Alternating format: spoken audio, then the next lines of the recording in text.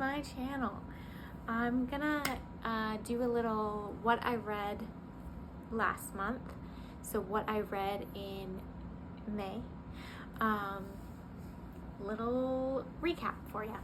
So last month was kind of a shorter reading month for me. I talked about it in my last video, but I had a little kind of a reading slump that kind of carried through the whole month.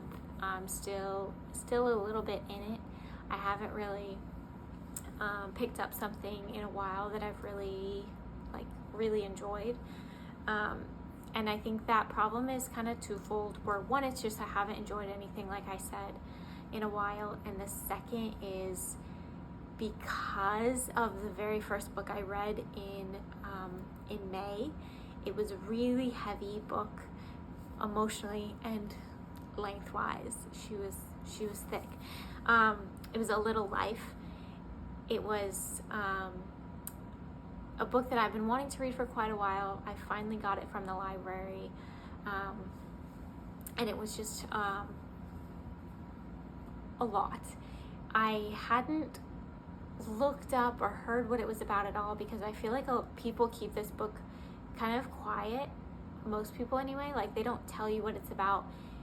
They just say, they let you know there's a lot of like trigger warnings and like emotional stuff, but no one really specifies, which I kind of like. That's what I do with most books, but this one in particular I feel like a lot of people like really keep it secret, unless of course you go into the spoilery folk who actually tell you what's going on. But so I went in very blind, just knowing it was very, very heavy and deep, and that was I definitely felt that I enjoyed it. It was a good book, which feels weird saying that because of the kind of emotional toll it takes on you. Like I'm talking like I sobbing at the end, and like once I closed it, I had to go to sleep, and I got like a headache from crying so bad, which has never happened to me in a book, like being that like upset.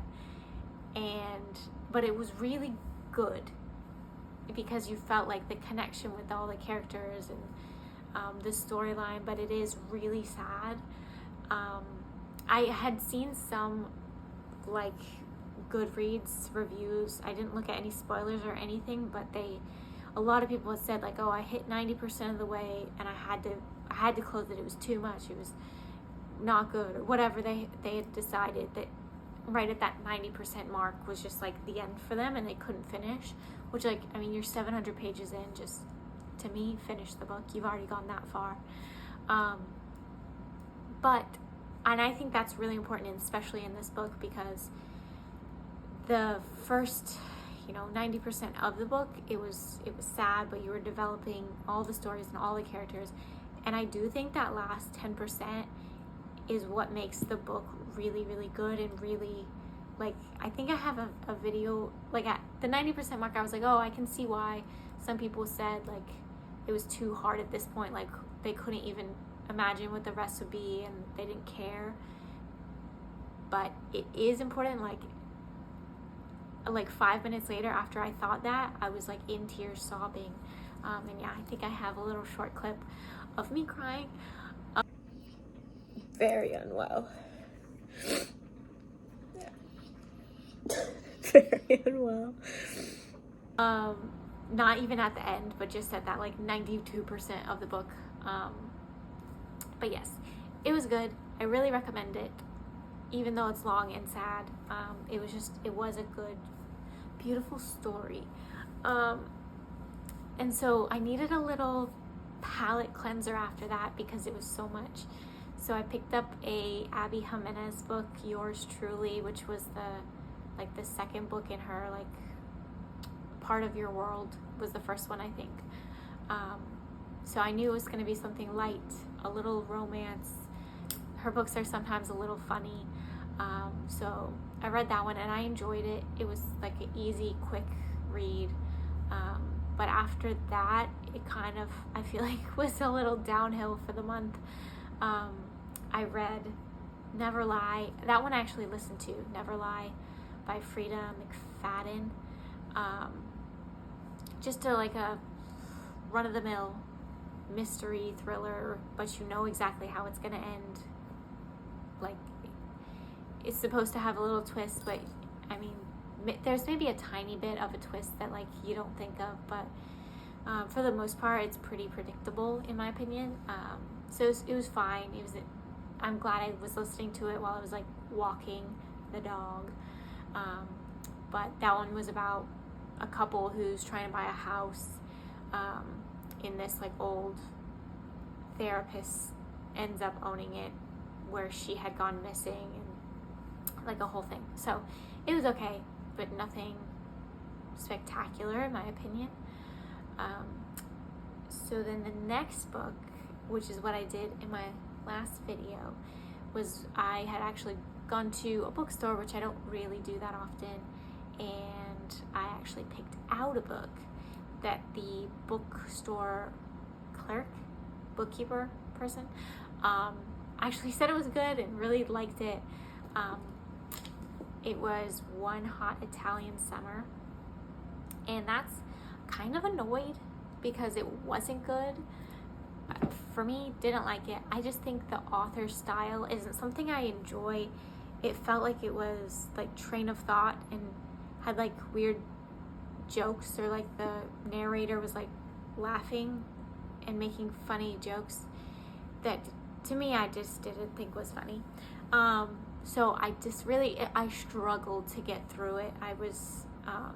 It took me way longer to read this kind of book than typical, just because it was kind of painful for me to get through, but I finished it, so woohoo.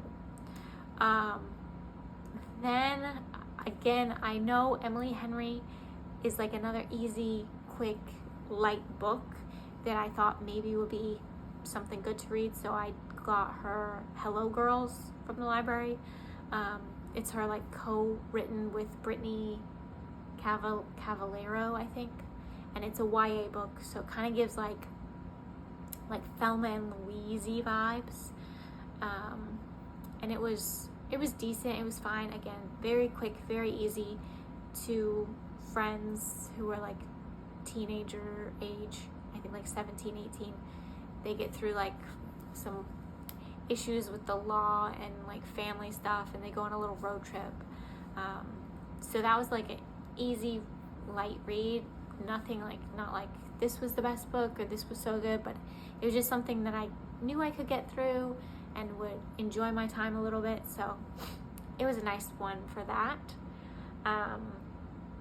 And then the last book I read this month was, because I'm still in my Bridgerton era situation where kind of in a slump because of only 4 episodes being released, and you can only rewatch the show so many times.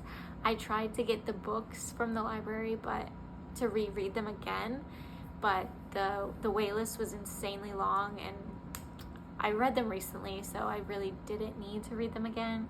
So I got the kind of prequel series, the Rokesby series, and I read The Other Mrs. Bridgerton, which was good, and it gave me a little bit of what I needed in the kind of Bridgerton world. So kind of finished out my month with a little bit of Bridgerton, which was good. But yeah, that was it. Kind of a quick, compared to like last month when I think I read like 17 books to like 6 this month. Very, very much less. And I really think it has a lot to do with just like the heaviness of that first book. I started off too strong. I don't know. But hopefully I'll get out of this little reading slump. I'm reading 5 Broken Blades right now, and I'm not very far into it. It's again taking me a long time to get through it and get interested. It's starting to kind of ramp up, at like page 150 or something. So hopefully I'll get out of this little reading slump, maybe after the last episodes of Bridgerton come out, I'll be over that. Or maybe I'll just keep rereading all the Bridgerton series because it brings me joy. So we'll see. But that was the books that I read in May. Hopefully June will bring